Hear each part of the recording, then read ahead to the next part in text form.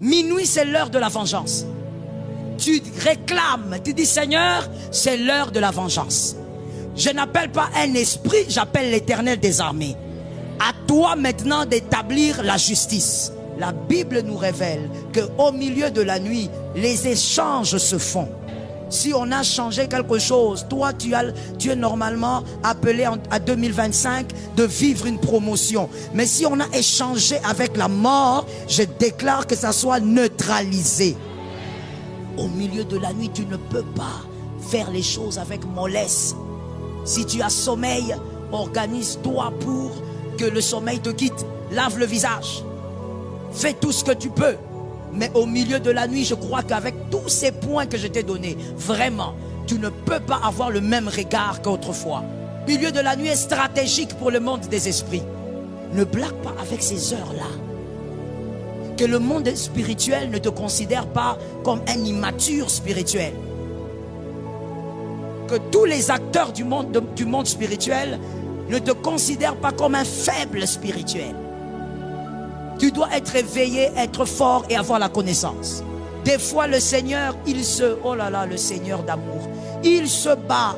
Il va te réveiller la nuit. Tu te réveilles. Oh, pour ça,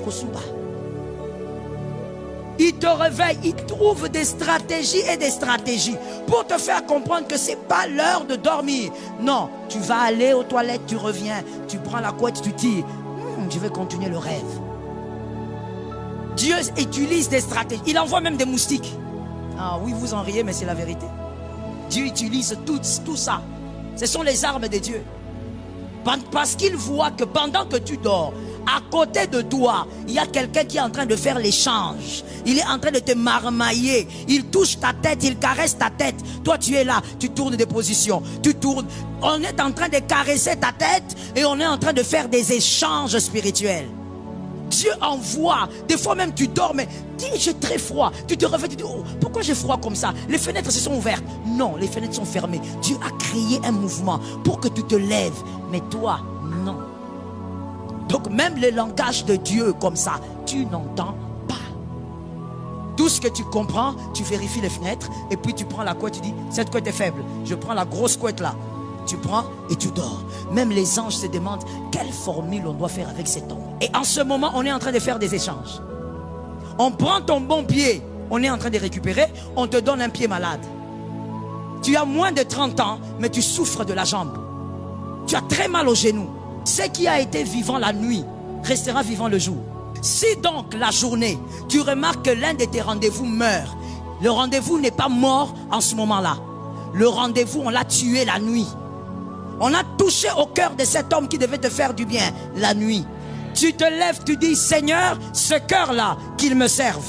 Mais attends, il y a quelqu'un qui regarde, il dit pasteur, c'est comment encore ça? Ça c'est pas... Non, non, non, c'est toujours en Dieu. Car il y a une écriture qui dit lorsque l'Éternel approuve les voies d'un homme, il dispose. Même tes ennemis, Dieu va les disposer. Pourquoi? Parce qu'il approuve tes voies. C'est-à-dire Dieu a donné la capacité aux enfants de Dieu de dire Seigneur, le chef là il me dérange trop, mais moi je veux maintenant que tu inclines son cœur, qu'il fasse partie des premiers fans là-bas au travail. Et tu es étonné quand tu viens, il te dit oh petit, mais je te cherchais, on va prendre un café.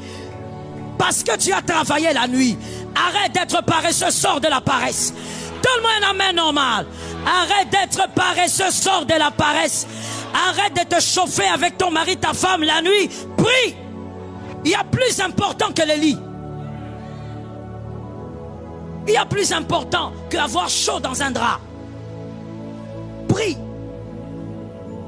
Demande au Seigneur de te réveiller. Si tu ne veux pas qu'il te réveille, mets toi-même le réveil. Mets le réveil comme la sonnerie de mon fils qui me conduit. Je n'ai jamais vu une sonnerie pareille. Ça, ce n'est pas une sonnerie. Ça, c'est l'ambulance. Ou ce n'est même pas l'ambulance. Géronphare. Je ne sais pas. Ça veut dire que quand son téléphone sonne, on dit c'est quoi? C'est quoi? Pourquoi autant de violence? Alors mets une sonnerie pareille. Mais prie la nuit. Refuse que le diable te caresse la nuit. Refuse que le diable te dorlote la nuit. Même pour 1 heure, mon frère.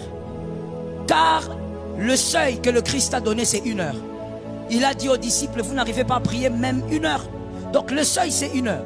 Prie même pendant 1 heure seulement. Et à 1 heure du matin, rendors-toi. Mais à minuit, comme on l'a vu, plus de 8 modèles, tu ne peux pas dormir. Et tu ne peux même pas chuchoter. L'instabilité, on réclame la stabilité aussi la nuit. Tu te lèves, tu dis, Seigneur, ce n'est pas de ma race. Je suis de la race des élus. Je suis un peuple sacré, un peuple saint, un sacerdoce royal. Je ne peux pas commencer à changer de maison comme des chemises. On ne peut pas me chasser dans une maison. Je suis de la race royale. Seigneur, aujourd'hui à minuit, on termine ça. S'il y a quelqu'un qui maudit ma stabilité, moi j'appelle l'autorité de la stabilité dans ma vie. Lorsque les esprits impurs vont se balader cette nuit, qu'ils n'approchent même pas ta maison. Qu'ils voient le feu en train de sortir de ta maison. Parce que même dans un coin, même dans une salle de bain, tu es à genoux, tu parles en langue. Que celui qui a l'habitude de se balader pour te détruire la nuit, retrouve le feu de Dieu.